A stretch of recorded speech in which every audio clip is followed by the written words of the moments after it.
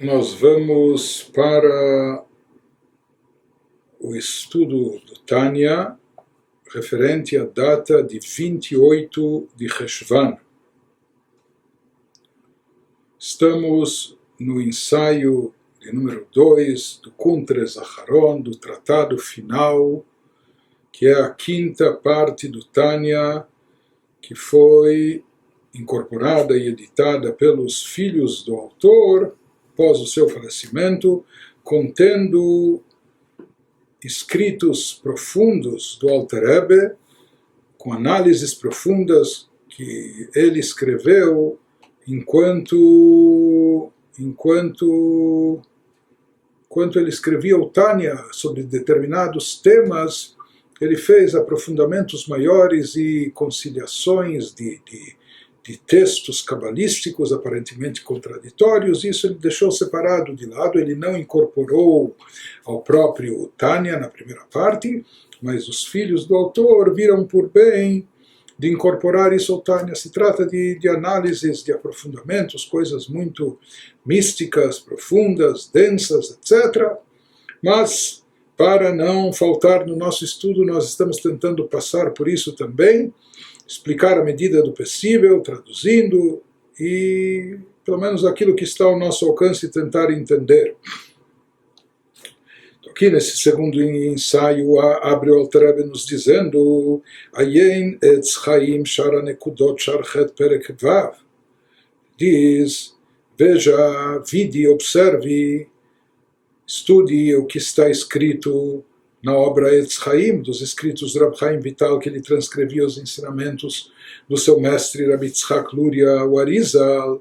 Ele nos dá aqui a referência, onde consta isso, um conceito místico profundo: She'ein achzarat panim bepanim, ki im al yedei mitzvot ma'asiyot davka. Tam hadavar ki al yedei ma'asim tovim gorem zivug ha'elyon. Então, numa exposição cabalística, esotérica, profunda, ele nos diz, nos escritos do Arizal, que só há um retorno, só há um realinhamento face a face. Isso só pode acontecer, não pode acontecer de outra maneira, a não ser que por intermédio do cumprimento das mitzvot práticas, somente através disso pode ocorrer essa volta, esse retorno, esse realinhamento face a face. E qual o motivo? Que alidei masim tovim gorem zivug ha'elyon. Se fala porque as mitzvot práticas, as boas ações que praticamos aqui nesse mundo, isso tem o poder e alcance de provocar uma união, uma unificação suprema. Isso significa o retorno face a face. O que está falando esse texto cabalístico? Então, Etz Chaim lá ele fala sobre as Sefirot, sobre as faculdades inferiores dos 10 atributos divinos. Nós temos, primeiro, Chokhmah e Binah. Chokhmah e Binah, que são faculdades, por assim chamar, de intelectuais, e Chokhmah é até supra-racional, intelectual. Depois nós temos o Dat, enfim. Chokhmah e Binah são chamados de pai e mãe na simbologia cabalística. Por quê? Porque eles geram os filhos. Quais são os filhos dos descendentes? São os atributos emocionais, porque em geral o pensamento gera e cria sentimento.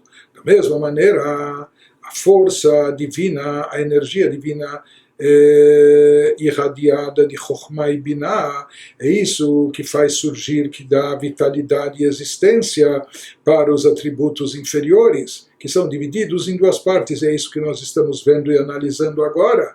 Aqueles que são chamados de forma geral de Zeir Anpin, um conceito cabalístico que, traduzindo ao pé da letra, significa o pequeno semblante, que isso envolve as 6 sefirot, Chesed, Gvura, Tiferet, Netzach, Hod, Yesod, e em seguida a última sefirá, que é Malchut, que é a chamada soberania, reinado divino. Então, para que o fluxo divino se propague, para que ele se estenda e chegue até as esferas inferiores, chegando até nós, ele precisa fluir pelas sefirot. E para que isso aconteça, precisa haver uma unificação, principalmente entre essas 6 sefirot, que em hebraico, na terminologia aramaica da Kabbalah, são chamadas de Zeir Anpin, e aquelas são chamadas pelo acróstico de Zó, Zain Aleph, iniciais de Zeir Anpin. Elas precisam se unificar com o Malchut. Ao se unificar com o Malchut, elas estão então transmitindo o fluxo de energia divina que elas obtêm de cima das sefirot superiores, Chokhmah, Binah, etc. Estão retransmitindo isso para Malchut, que depois ela vai redistribuir isso para os planos mais inferiores. Porém, ele nos diz que no momento que as sefirot foram estabelecidas, no início do Gênesis, no início da criação, essas sefirot, por assim dizer, tudo numa linguagem metafórica, elas estavam posicionadas de costas a costas. Inclusive, assim se fala que também a criação do primeiro casal de seres humanos assim foi, porque no início a Torá nos relata apenas sobre a criação de Adão e depois se fala a história da costela.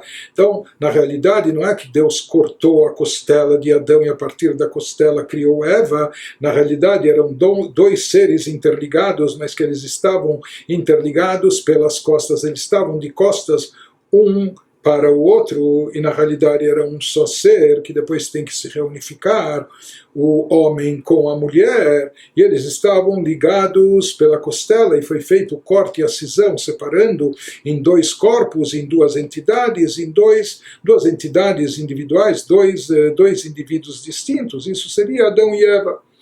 Mas, numa forma simbólica, se fala que também essas sefirot que são encarregadas de retransmitir, ou redistribuir o fluxo de energia divina para os mundos inferiores. Zó e Malchut, Zó, Zeir Anpin, que inclui as 6 sefirot mencionadas, Chesed, Gvura, Tiferet, onde é processada essa luz divina, passando por Malchut, pelo atributo de Malchut, que é aquele que redireciona a luz divina para o plano inferior. Então, no momento da criação, originalmente, eles foram criados de forma tal como se estivessem de costas uns aos outros. É claro que, falando do plano de Atzilut e Sefirot, não há corpo, nem expressão corpórea, não há frente, não há semblante, nem há costas. Tudo isso é uma linguagem metafórica, para nos dar alguma visão, algum vislumbre de possibilidade de entendimento sobre conceitos muito abstratos e espirituais. Pois prossegue lá o Etz Chaim, nos diz, somente quando foi criado o primeiro ser humano, então ele podia cumprir mitzvot, ele tinha ordens divinas para cumprir e praticar. Naquele momento, Zó e Malchut, por assim dizer, foram realinhados, reposicionados face a face. E se diz que eles podem se unificar, eles podem, inclusive, que isso seria como uma forma de zivug, de intimidade, como se fosse uma união marital. Eles podem se unificar quando de frente a frente, e isso pode gerar a possibilidade de filhos e descendentes. Portanto, em outras palavras, somente quando Zó e Malchut, quando essas sefirot estão reposicionadas face a face, pode haver uma unificação da qual vai decorrer, da qual vai sair uma descendência, entre aspas, vai se desencadear uma luz e energia divina para os planos inferiores.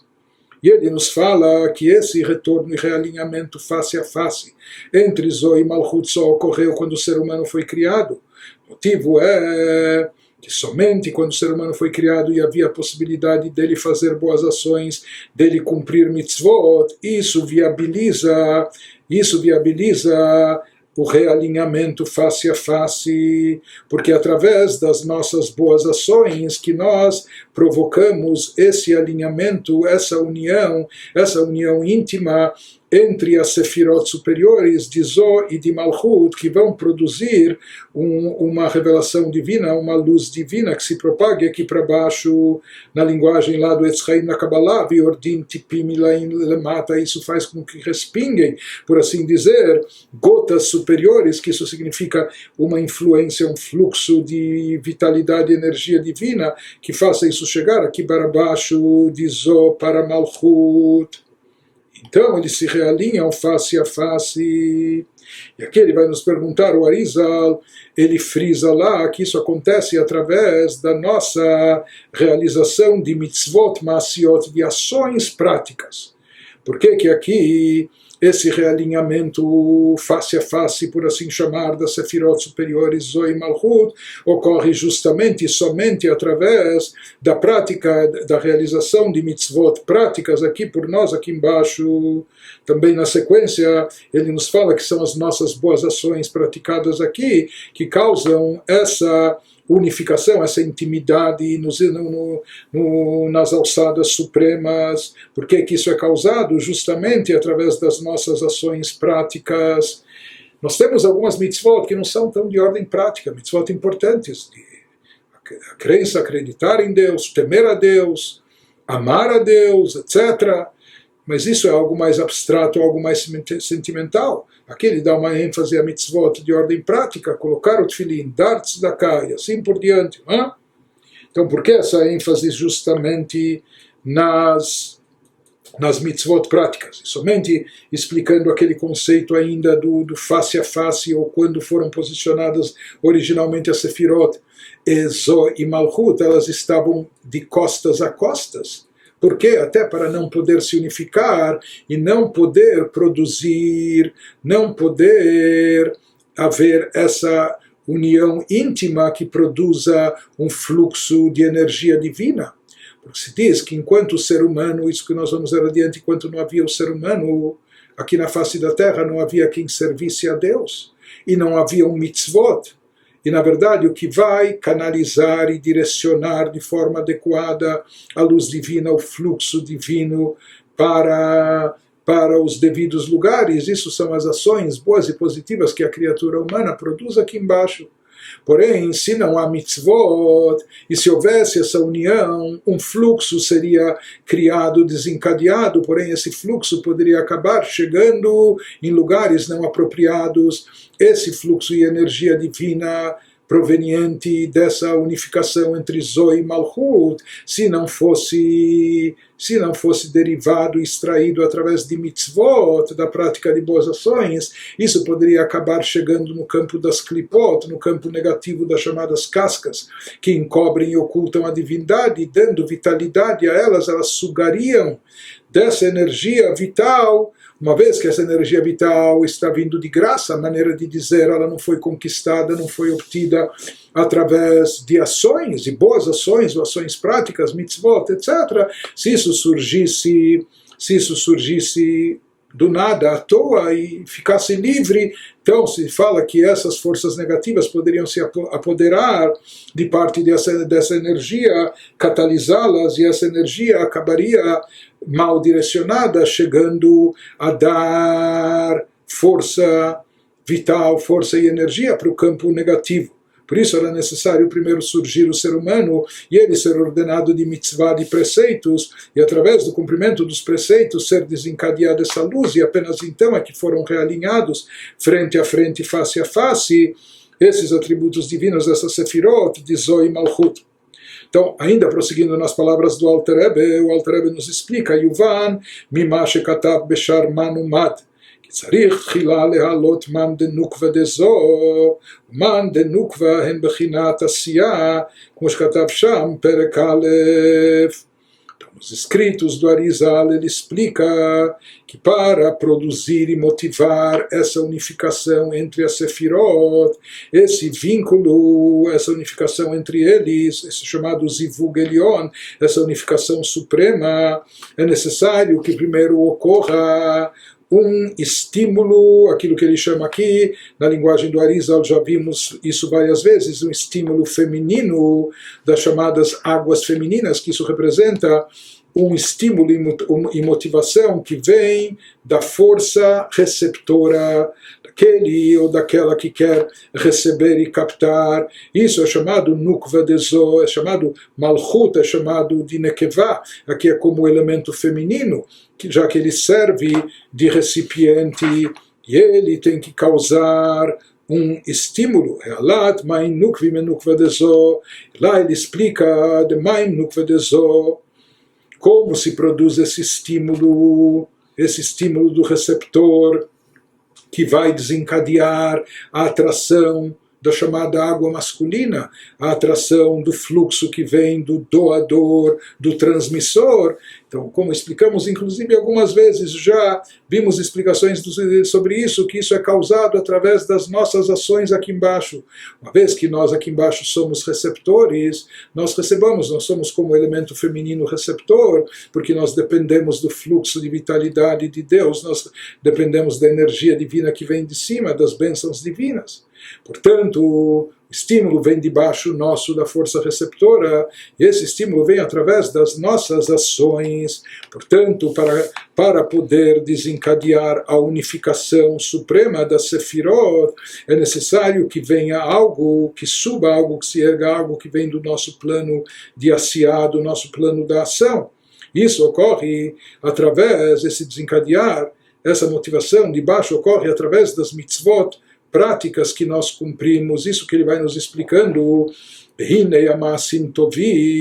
As boas ações, elas são chamadas na Kabbalah Nikraim Kisuach Vekitzutz Akotzim Anechazim Beachoraim Shem Bechinat Asiyah, como escrito Beshar Mem Zayin Perek Hei. Fala que essas boas ações que nós fazemos aqui, elas têm também um efeito especial de proteção sobre essa luz e energia divina, garantindo e assegurando que essa energia seja canalizada somente para o devido lugar, para os lugares adequados, sem poderem sugar dela as forças do mal, as forças negativas. Por isso, na Kabbalah, essas boas ações que produzimos, elas são descritas também como podar e cortar os espinhos que aderem ao lado de trás. Ou seja, quando as Sefirot de Zó e Malchut ainda estão posicionadas de costas a costas, ou se diz que nas costas, no lado de trás, que isso representa o lado externo, o lado superficial, o lado secundário, assim como as klipot, elas fazem, as chamadas cascas, elas fazem parte do universo, mas elas representam o lado externo, o lado que está fora da Kedushá, da santidade, que só existe para contrabalançar e permitir livre-arbítrio, etc. Se diz que justamente esse lado de trás, ele precisa ser podado, de lá precisam ser cortados os espinhos que aderem ao lado de trás, e esses chamados espinhos, isso se refere à possibilidade de captar uma energia divina adicional. O campo das klipot, quando isso não é devido, mas elas sugam como o parasita que suga o sangue, então elas também querem sugar dessa energia desencadeada de Malchut para aumentar o seu alcance e seu poder. Então Arizal ele explica que esse sentido de costas ou trás, isso representa a Siyah, o plano mais baixo espiritual do nosso universo, chamado plano da ação. E aí, nesse plano da ação, onde o mal já se faz presente, lá as klipot, o campo negativo pode querer se apoderar de uma cota adicional, tudo isso por assim chamar de linguagem metafórica, né? De uma cota adicional da energia divina. Ela quer sugar e aumentar, engordar através dessa cota adicional e com isso fortalecer o lado negativo.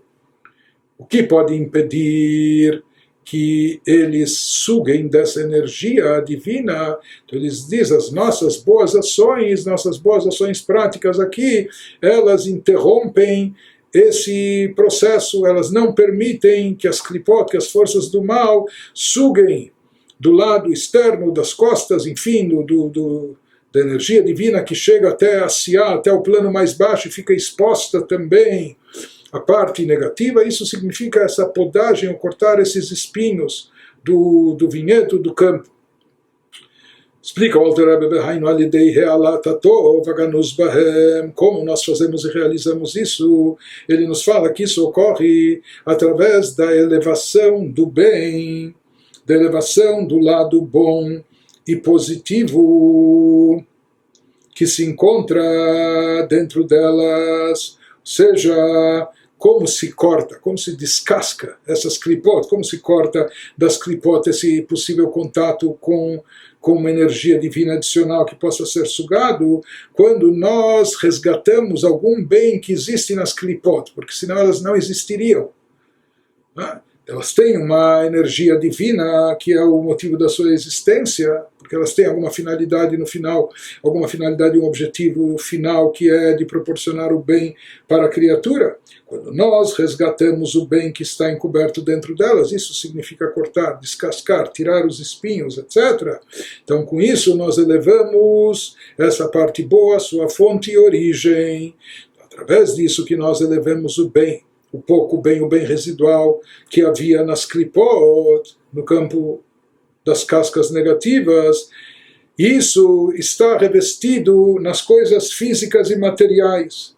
Por isso ele nos diz como é produzido esse resgate, como nós tiramos das coisas físicas e materiais a centelha de bem que está encoberta, oculta, às vezes até presa dentro delas, através do cumprimento de mitzvot práticas que envolvem o lado físico, corpóreo nosso, que envolvem objetos materiais, coisas terrestres, mundanas. Quando nós lidamos com o físico e material, fazendo mitzvot, coisas boas e positivas, com isso nós resgatamos o bem que está oculto dentro da matéria, dentro do plano físico e terrestre, e possibilitamos a ele uma elevação, a sua fonte, a sua raiz espiritual.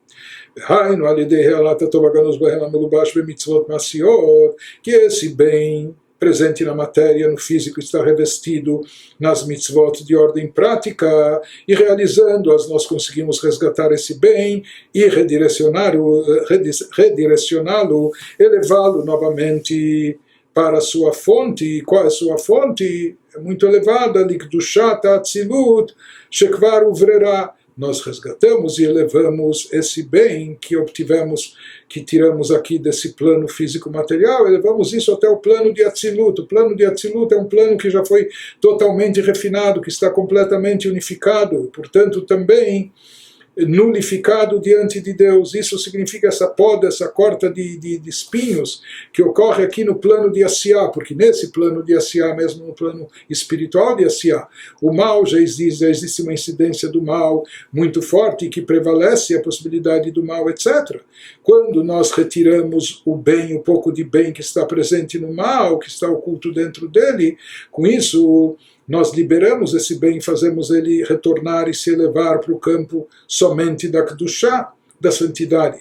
Isso é realizado através das mitzvot práticas, que nós vemos então daqui, através dessa ação, dessas mitzvot que realizamos na prática.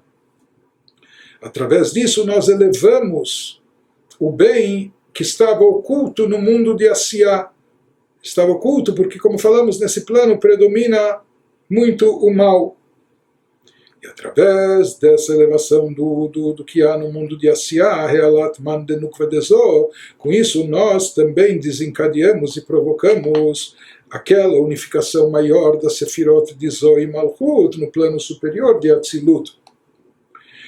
Prossegue, o Alter Rebbe nos diz: o Mashikatav Sham Shadam Arishon Tiken Gam Ken Alidei Tfilah. Porém, lá no Etz Chaim, nos escritos luriânicos, consta que Adam Arishon também fez esse conserto e essa retificação. Ele também, entre aspas, cortou esses espinhos e fez essa podagem. Ele também resgatou o bem que estava oculto aqui nesse mundo de Asiá, elevando-o para o plano mais elevado de Atzilut. Lá se fala que ele produziu isso através de reza, através de oração. E aparentemente reza e oração não é uma ação prática, como colocação do tefilim, como dar tzedakah, como sacudir o lulav e etrog, e assim por diante.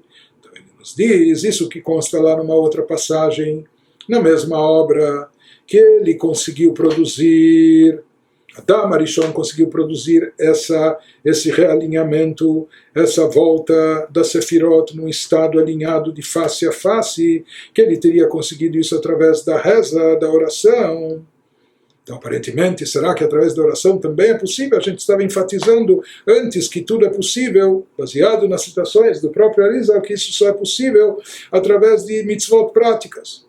Ele nos esclarece e responde que, na verdade, na oração, como a gente já explicou anteriormente, também existe o aspecto prático. Através da fala, através do movimentar dos lábios e da língua, que isso é considerado uma ação prática. Portanto, isso também tem esse alcance das mitzvot de ordem prática, que conseguem elevar a Kedushá perdida, aquela Kedushá que estava perdida, encoberta no campo de Asiá, a santidade, resgatá-la e elevá-la até o campo superior de Atzilut.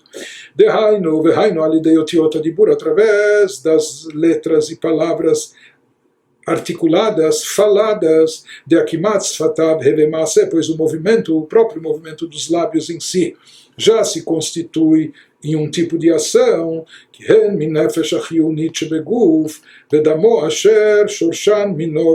porque na realidade esse movimentar dos lábios, isso é derivado da alma, da vida orgânica, da alma orgânica que está revestida no nosso corpo físico, no aspecto vital presente dentro do sangue que circula por todo o corpo. Portanto, para a pessoa poder falar é porque a sua alma vital e orgânica está revestida no corpo físico, corpóreo dele, não é? E porque ela está presente no seu sangue, e etc.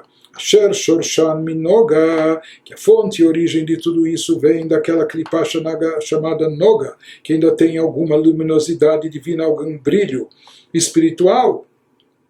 E isso está presente no nosso corpo, até nas nossas funções orgânicas. Mas de qualquer forma ele nos diz, isso que a pessoa está rezando não é um mero exercício abstrato, ou só intelectual, ou só sentimental. Na realidade, quando a pessoa reza e pronuncia as palavras da oração, e isso que ele se refere que Adam Arishon, que Adão conseguiu produzir o mesmo efeito das mitzvot práticas, também através da oração, porque a oração que ele fez da forma correta, como todos nós devemos fazer, ou seja, é uma oração na qual se pronuncia as palavras, se diz aquilo que consta na reza, e com esse movimentar dos lábios, etc. Ou seja, não significa que ele teve apenas pensamentos da oração, ou que ele teve uma meditação contemplativa, ou intenção e devoção espiritual, mas sim que ele também falou e pronunciou as palavras, portanto, ele realizou algo no campo da ação.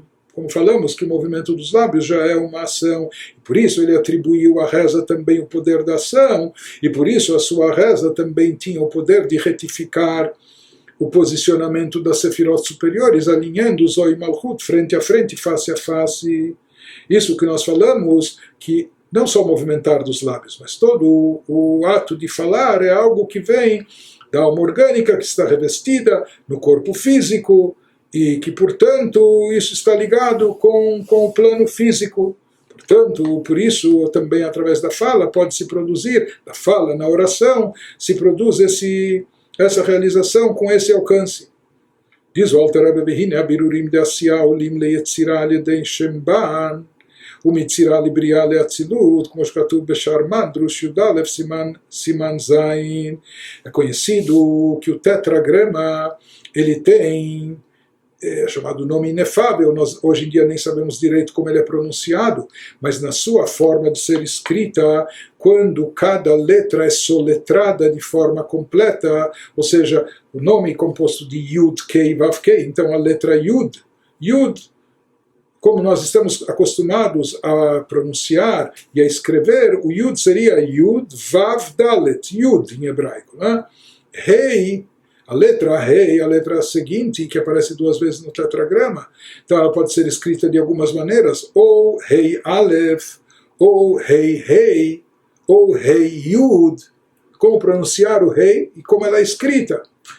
E essas diversas possibilidades de escrita do nome sagrado de Deus, do nome do tetragrama, elas produzem aquilo que é chamado seja, quatro, por assim dizer, quatro nomes diferentes, que tudo isso é oriundo derivado do tetragrama, mas baseado em quatro tipos de escritas diferentes das mesmas letras, das mesmas quatro letras que compõem o tetragrama. A partir disso se formam aquilo que é chamado na Kabbalah distintos nomes que são conhecidos pelo seu valor numérico. Então, o nome Ma, que dá 45, Ban, 52, Sag, que corresponde a 63, e Av, Ain Beit, que dá 72, dependendo da diferente escrita da parte extensa das letras que formam o tetragrama. De qualquer maneira, cada uma dessas escritas, ou esses valores numéricos, corresponde a um tipo diferente de energia divina, num nível diferente e uma característica diferente. Então ele nos diz na Kabbalah, é chamado que Abirurim de Asiá, o efeito das nossas ações no campo aqui chamado Asiá, do refinamento que nós produzimos quando nós agimos com a matéria, refinando, elevando ela, etc. Se fala que qual é o mundo espiritual acima, superior a Asiá, é o mundo acima do mundo da ação, é Yetzirah, o mundo da formação. Para essa espiritualidade derivada das nossas ações, do nosso trabalho, serviço de refinamento da matéria, conforme explicado na Kabbalah, para que ele se erga, suba até o plano superior de Yetzirah, da formação. Isso acontece através do nome Ban. O Yetzirah, Libriah, o Leatzilut, e depois, posteriormente, isso pode continuar se elevando do campo da formação para o campo da criação, e do campo da criação para o da emanação. Mas esses refinamentos que nós produzimos no campo de Asiá, no campo da ação, é através da realização de mitzvot práticas, conforme mencionamos. Então, eles sobem para Yetzirah através desse nome Ban, etc., como vimos. Ele nos diz que a partir disso nós vamos entender também o baseio Van de Hirhur Lo Avid Midei, porque que apenas com pensamento não se produz essa elevação, como a gente já explicou anteriormente. Então, ele nos fala, a partir do que vemos aqui, que há um poder, existe o poder da ação, o efeito da ação, justamente aquilo que vem do ponto mais baixo do nosso mundo, que é o poder da ação, e a ação aqui inclui a fala, como dissemos, porque fala também é um tipo de ação, é um tipo de movimento, em contraste com o pensamento, que é algo mais abstrato, íntimo, etc. Mas através da ação e da fala nós conseguimos então, e apenas dessa forma, nós conseguimos agir, interagir, criar um movimento de elevação, resgatando o bem que estava aqui oculto em Klipat Noga, e a partir disso a gente entende também a sequência. Que Bli He'alat Man Me'amlachim Shebenoga, sem essa elevação dessas chamadas águas femininas. Tem que vir alguma coisa de baixo, um estímulo que vem do receptor para motivar o doador, o transmissor, a emitir um fluxo novo, etc. Bli He'alat Man Me'amlachim Shebenoga, e esse fluxo nosso vem aqui derivado de um nível chamado os reis de Noga. Isso tem a ver com reis que reinaram no chamado mundo de Tou, de caos, conforme explicado na Kabbalah, antes do surgimento da nossa dimensão chamada Tikkun, o mundo da retificação. Então ele nos diz, o nosso tarefa é resgatar essas faíscas divinas que se espalharam pelo mundo após uma chamada quebra de vasos. Explicamos isso no outro lugar do Tânia, que ocorreu pela intensidade das luzes da revelação divina presente no plano de Tou, que é chamado de caos. Nosso mundo Tikkun, retificação, consiste em resgatar essas faíscas divinas perdidas e criar recipientes largos e adequados onde elas possam ser acopladas e possam se manifestar de forma adequada. Porém, ele nos diz, sem primeiro causar uma elevação, uma motivação, um estímulo que vem das chamadas águas femininas na linguagem cabalística, que vem desse plano inferior nosso, os reis de Noga, e Efshar Leamshich Tipin Milmala, não vamos conseguir atrair um novo fluxo, não vamos conseguir fazer com que respingue ou goteje esse fluxo divino superior,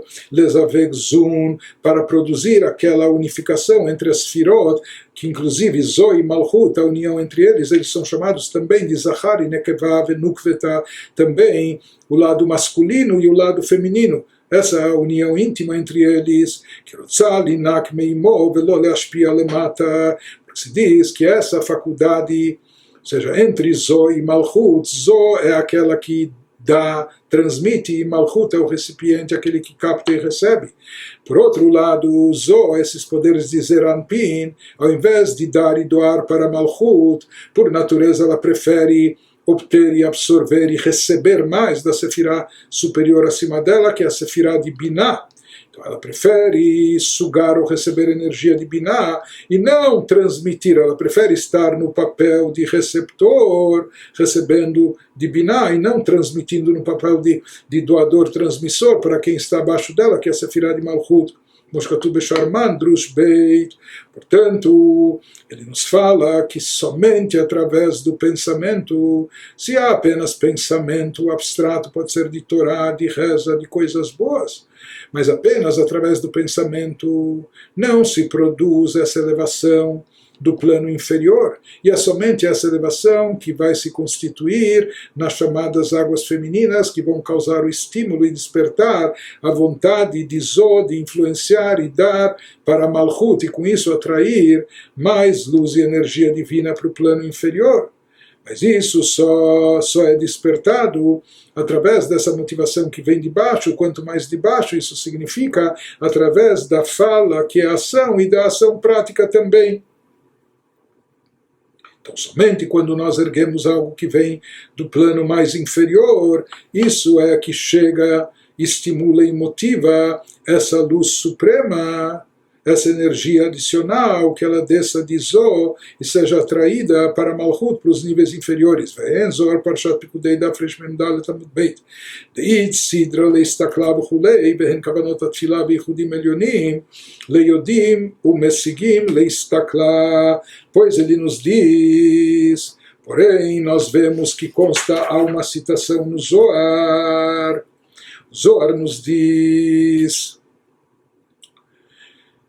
que há um modo itzidura, há um modo de contemplar, de contemplação. Ou seja, o Zohar aqui nos faz como uma ressalva, nos dizendo que da mesma maneira que nós falamos que há a oração que é verbalizada, que é pronunciada com as palavras sendo ditas em voz alta, porém existe um tipo de oração, de contemplativo, que aqui se trata de rezar com kavaná. É algo que não é expresso verbalmente, que não é dito, não é pronunciado, mas aqui existe leistakla b'chul, uma contemplação na grandeza divina. Porém, daquele contexto, daquela citação do Zohar, se entende que mesmo através da contemplação, ou somente através da kavaná, também é possível alcançar alturas infinitas, quando a pessoa se aplica, quando a pessoa se dedica a isso e consegue essa contemplação da grandeza de Deus. Até agora nós falamos que a reza só produz esse efeito, e assim foi no caso de Adão, quando as palavras são pronunciadas, mas aparentemente nós vemos uma outra citação no Zohar, que parece nos dizer que mesmo através de somente devoção ao pensamento contemplativo também pode-se atingir esse efeito. Concilia e responde o Alter Rebbe explicando que Neran shelahem atzmam hemman bimsirut nafsham ala Torah ubenefilat apayim knodah.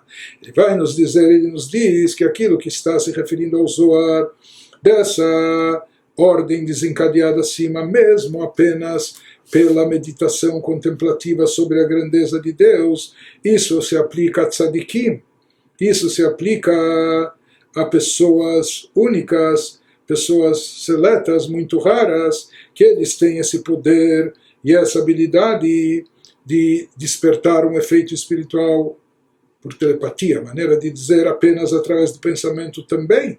Por quê? Porque aqui, mesmo na ausência de ação, se diz que a própria alma deles, eles subordinaram as suas forças espirituais, de Nefesh, Ruach, Neshama, sua vida orgânica, sua alma, seu espírito, sua alma, eles subordinaram de forma tão intensa a Deus, que isso por si só já representa as chamadas águas femininas, que vão servir de estímulo para motivar e desencadear o efeito transmissor e doador que venha de cima. Se diz que eles, mesmo com sua consideração, uma vez que eles se santificaram todos, Bimsirat Nafsham ala Torah, eles, através da sua autoabnegação, com uma dedicação completa à Torá, ou seja, que eles colocaram, depositaram a sua vida, a sua alma na Torá, de forma tal, Mesirat Nafsham, uma auto-entrega, uma abnegação total e completa. Então essa atitude, isso por si só já representa esse Realatman, essa elevação de águas femininas que vai despertar e motivar o efeito recíproco da atração das chamadas águas masculinas, da influência do fluxo que vai vir do transmissor, do doador. Ele nos diz que esse também é o efeito misticamente explicado sobre Nefilat Apayim, conforme é sabido e conhecido. Nós temos na oração, depois da Amidah, nós temos na oração de Tachanun, após confissão, etc. Nós temos um trecho que inclusive se diz de forma rebaixada, etc., inclinada, reclinada, quase prostrado, enfim, ele nos diz que isso simboliza, isso representa o serviço a Deus de Messirut Nefesh, de entrega total, de autossacrifício, de abnegação completa. Então, ele nos diz isso que está expresso no serviço dos tzadikim, dessas pessoas especiais, ou seja, aquilo que é o objetivo de se chegar e atingir nesse trecho da reza, eles produzem através da sua oração, mesmo independente da fala, ou só com o pensamento, só com a kavaná, só com a intenção, só com a devoção, mas isso é um nível muito elevado que apenas pessoas únicas, seletas, conseguem atingir, mas de forma convencional, regular, para que nós possamos realizar esse efeito, ou seja, erguer um estímulo, uma motivação que atraia e desencadeie esse fluxo adicional que venha de cima. No nosso caso, são necessárias palavras de tefilá, porque essas palavras são consideradas como ação, ou as ações práticas das mitzvot. Isso sim vai servir desse estímulo para atrair e desencadear essas consequências, essas derivações da luz divina, chegando até nós aqui no plano inferior.